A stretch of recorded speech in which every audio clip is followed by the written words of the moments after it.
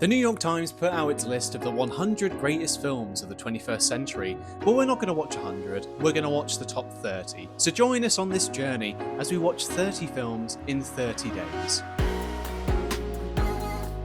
Hello everybody and welcome back to this episode of the Cinematic Trinity, where we're watching 30 films in 30 days. And number 20 on the list is The Wolf of Wall Street.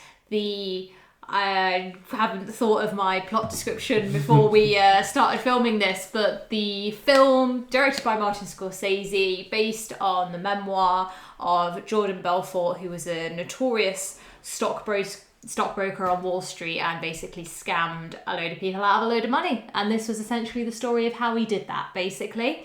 So let's start by seeing what the New York Times had to say about it, although I should mention the elephant in the room. It's just me and Kyran today, which is very unusual. We're missing Michael, sat over there in the corner. But Michael didn't want to spend 3 hours watching The Wolf of Wall Street, even though he knows it's one of my favourite films. He did not want to watch it, so that's very terrible of him. I'm sorry, audience. Be quiet over there. It's direct attack, I think. Mm-hmm. So the New York Times says Leonardo Dicaprio has rarely been funnier on screen, whether it's chucking lobsters at pesky FBI agents or going rubber-legged from one too many Quaaludes. There's inevitably a downfall, but if it seems as Belfort gets off pretty easy, well, doesn't that just sound like Wall Street? And there is a quote from our friend Benny Safdie, and we still don't know who he is, so his point is still irrelevant. Kyran, you watched this recently. I have, very I don't think I've ever spoken to you about this film. No. But just as a warning, it is one of my favourite films of all films. time. It was awful. No, What do you think of it? There is so much happening throughout the entire thing. There is never a point where you're like, oh, should I go and do something for a sec? Because it's just all go. Yeah, it is. Which I feel like is very indicative of that kind of lifestyle. Yes. Which you get a very real image of you do, throughout the film. You do, yeah. It doesn't hold back, does it? No, which, I think is good, and it kind of lends itself to the film to be completely transparent. Yes. Leo is great, 100% Mm-hmm. great. I think I just mentioned to Michael, like, this is Margot Robbie's like breakout into Hollywood. It was, yeah. And she did really well. It's a really stellar cast, and like I didn't even realise that John Barenthal was in it as Who's that? He was. I don't know. He's like the drug mule. Do you know the meme where it's the no, wait. He's the Punisher. The Punisher from. I don't know who the Punisher is. The Punisher and Shane from The Walking Dead, probably. And he was in Baby Driver. Yeah, do you know Baby Driver? The guy who says, "Next time if you don't see me, it's because I'm dead." The guy from like the beginning of the film. Oh yeah, he's the drug dealer. Yeah. Yeah. I know who you mean. He's the one that gets all their money. Yes. Yes.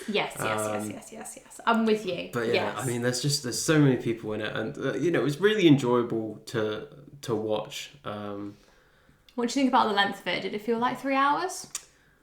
Yes. It is a long film, but you expect that when you're watching Scorsese. Yeah, absolutely. So I sat myself down and I was like, right, okay, I'm in for a long I'm in for the long haul now. I like to feel like there's so much going on though that it's not like it's 3 hours of boring talking it's such a slog. It's set piece and action and swearing and whatever. It's just everything is happening straight away, and that's what I love about it. It's just so like up there, like the energy levels are just so amazing. And I just think that I love Leonardo DiCaprio anyway, even though I think he's a bit of an idiot in real life, but as an actor I just absolutely love him from being in Titanic. So it's good to actually just know that he's actually a good actor from this film, because he's just brilliant in it. Like I just can't explain how good he is. Like he's just fantastic. He's so charismatic and like captivating, and like, what was I about to say? That he's like a terrible person, but he's really likable. Like I feel like I really like him as a character, even though that this is all real and very honest. And he was a horrible person and he did fraud people out of a lot of money, but you still like his character. Like that's just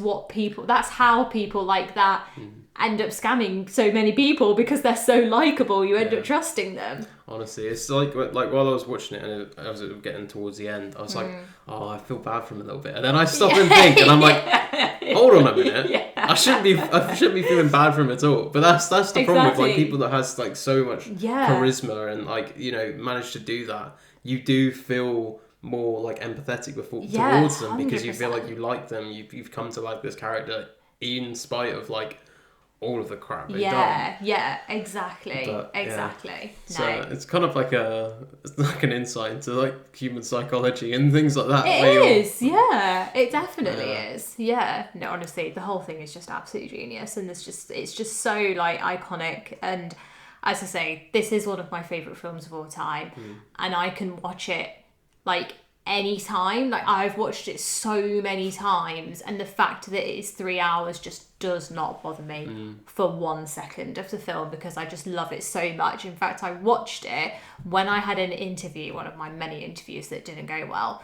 I actually watched this film before my interview to pump me up. Did you do that? I was literally like, and I was like saying like affirmations in the mirror, you know, and I was watching this film just like, let's go, like, because he's mental and I want to get into that zone as well and just charm my way into this interview, although it didn't work, but you know, whatever, that's another story. But yeah, I think it's his best work for Leonardo DiCaprio. Margot Robbie's great in it, although when I first watched it, I didn't really like Margot Robbie because I didn't like her accent. But that was my phase of not liking Margot Robbie. But now I'm past that. Yeah. You know, I've come out. Overcome yourself. I have. I've come out the other side, and I like Margot Robbie now. And I like her in this film again, but I never liked her accent. But I think it was actually this film that made me not like her, because I just could not stand her accent. Really? Like, I really hated it. But now I like it, it's fine. I also think that Jonah Hill is so good in this film, because he's probably even more unhinged in the end. Like, I just, like, anyway, it's just insane. I also love that Joanna Lumley is in this. Yes. What a great little, great little job for her, you know? Like, she does it so well. She does do really well, actually. It's really funny, that scene that, like, when he's going over and sees her in London. Like, that's a really funny interaction. But I also loved the mother from How I Met Your Mother is in it as his first wife. Oh yeah. I mean, I don't know her from How I Met Your Mother. I will only know her from this film. The Penguin as well. She was the villain in that. Oh my gosh! Yes, she was, and she's absolutely brilliant in the Penguin. She's incredible. 10 out of 10 performance in the Penguin. So yeah. But you know, it's weird seeing all these people that you've like come to learn of through other mediums, and like seeing just a massive production to see them all together. So it's it's a very good film. So do we think that it's one of the best films of the 21st century? Yeah, I think so. I mean, of course, I think so. It's quite influential, I'd say. Yeah. We were literally talking the last episode, however many minutes ago that was, about how films need to be groundbreaking and innovative, and I think that this is, like, it's just so unique. I don't think that there's another film quite like this, for just how intense it is. Probably and how much is happening, and just the story. Like, it's always the same. True stories, if something's based on a true story, the story is going to be 10 times better than anything that anybody could have ever written, because that's life. Like, life is crazier than anything that you could possibly make up, and I think that just adds to this film's like craziness, is the fact that it's all true. So what do you think you'd score it? 10. It is a straight up 10 for me, and this is what I was saying about the difference between a 9 and a 10. Stop laughing in the corner. What are you laughing at? Nothing. All right. It's a 10 for me because I've got a personal connection to the film, because I just love it so much. I don't even care what anybody says. Nobody will ever be able to convince me about anything negative about this film. So for me, it's a 10. Yeah. What do you think? Do I want to know? I don't know if you'd consider it an insult. I want to say 8. But I don't think that's an insult. I think that's probably 8 is a good like score. That's probably a rational, a solid film. Yeah. I feel like it is, like, you know, I've watched it twice now. Once like quite a few years ago, and then once very recently. Yeah. And it does hold up. Like, I'm not bored when I'm watching it. I'm not anything like that.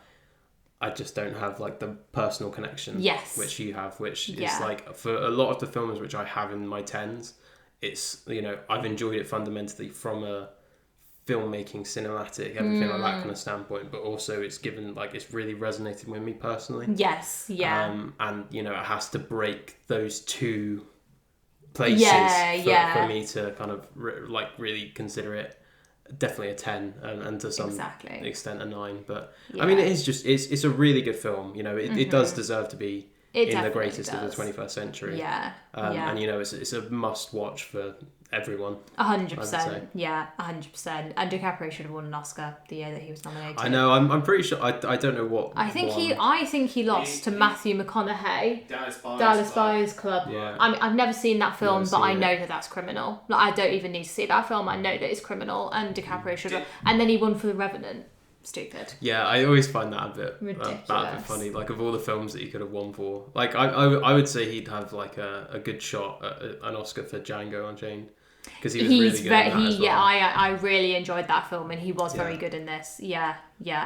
So he's done loads of good stuff. It's just it's like a Hollywood joke that he just never got an Oscar for anything exactly. He did, wasn't it? So they gave him a pity Oscar because there wasn't anybody else better that year. Ridiculous. I've not even watched the film. I don't even know if it's any good. But I couldn't watch the film because it was so boring. That's my review. Michael likes Shut up.